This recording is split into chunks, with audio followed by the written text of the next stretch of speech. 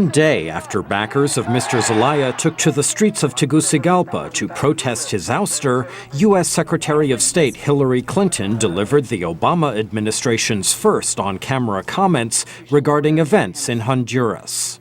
The United States has been working with our partners in the OAS to fashion a strong consensus condemning the detention and expulsion of President Zelaya and calling for the full restoration of democratic order in Honduras. But responding to questions, Clinton said there would be no immediate cutoff of U.S. aid to Honduras. As international reaction continued to pour in, exiled President Zelaya attended a meeting of Latin American leaders in the Nicaraguan capital. I am still the citizen Hondurans chose to run the country for 4 years. My term is up next year. It does not finish this year. As a result, I have the moral authority, all the support from the international community. Mr. Zelaya's ouster came on the day of a controversial referendum on whether to eliminate Honduras' single-term presidential limit. Mr. Zelaya pressed ahead with the vote despite a Supreme Court ruling declaring it illegal. The court then ordered his arrest.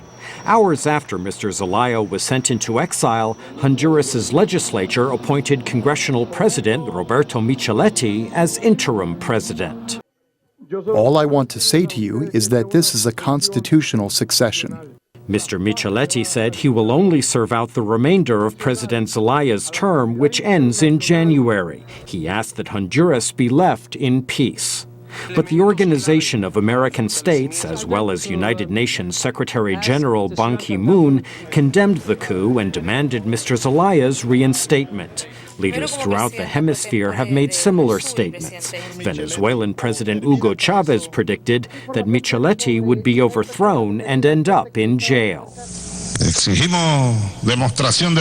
We demand a demonstration of solidarity with the Honduran people and with President Manuel Zelaya. Venezuela is on its feet. Our government, our people, our armed forces. The military coup in Honduras is seen as a shock to the entire region. It was only 2 months ago that hemispheric leaders hailed the consolidation of democratic governance and the rule of law at the Summit of the Americas in Trinidad and Tobago.